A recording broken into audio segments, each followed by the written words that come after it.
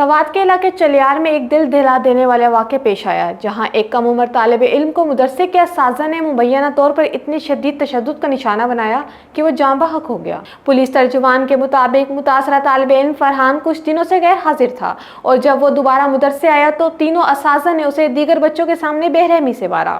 ایک عینی شاہد طالب علم کے مطابق اساتذہ نے فرحان کو زور زور سے مارا، پھر اسے ایک الگ کمرے میں لے جا کر تشدد جاری رکھا۔ مجھے پانی لانے کے لیے کہا گیا، فرحان نے تھوڑا سا پانی پیا، سر میری گود میں رکھا اور خاموش ہو گیا۔ فرحان کو فوری طور پر ہاسپٹل لے جایا گیا، لیکن ڈاکٹرز نے بتایا کہ وہ راستے میں ہی دم توڑ چکا تھا۔ پولیس نے واقعے کی FIR درج کر لی ہے، جس میں تینوں اساتذہ کے خلاف قتل عمد، مشترکہ نیت اور چائلڈ پروٹیکشن ایکٹ کی دفعہ شامل کی گئی ہیں۔ ایک ملزم کو گرفتار کر لیا گیا ہے، باقی دو کی تلاش جاری ہے۔ فرحان کے چچا سطر ایاز کا کہنا تھا کہ وہ گھر میں مدرسہ جانے سے ڈرتا تھا۔ میں خود اسے لے کر گیا، اساتذہ کے حوالے کیا اور واپس آ گیا۔ شام کو فون آیا کہ بچہ بیت الخلاء میں گر کر مر گیا ہے۔ فرحان کے دادا نے اپنے بیان میں انکشاف کیا ہے کہ فرحان مدرسہ جانے سے جھجکتا تھا اور بار بار کہتا تھا کہ وہ مجھے مدرسے میں مارتے ہیں، مجھ سے نازیبا تعلقات قائم کرنے کا مطالبہ کرتے ہیں۔ افسوسناک طور پر جب اس نے یہ بات اپنے والد تک پہنچائی تو والد نے الزامات کو سنجیدہ لینے کے بجائے اسے دوبارہ مدرسے بھیجنے پر اصرار کیا۔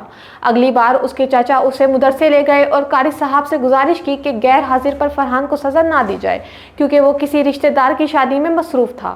قاری نے بظاہر مان لیا، لیکن جیسے ہی چاچا مدرسے سے رخصت ہوئے فوراً بعد فرحان پر تشدد کیا گیا۔ غم سے نڈھال فرحان کے دادا نے کہا کہ اگر میرا بچہ کسی گولی کا نشانہ بنتا تو کم از کم اس پر ظلم تو نہ ہوتا۔ اس نے اپنے اساتذہ سے جان کی بھیک مانگی اور لیکن وہ نہ سمجھے اور نہ رکے۔ یہ محض ایک واقعہ نہیں ہے بلکہ ایک المیہ ہے جو پورے معاشرے کی ضمیر کو جھنجھوڑ رہا ہے۔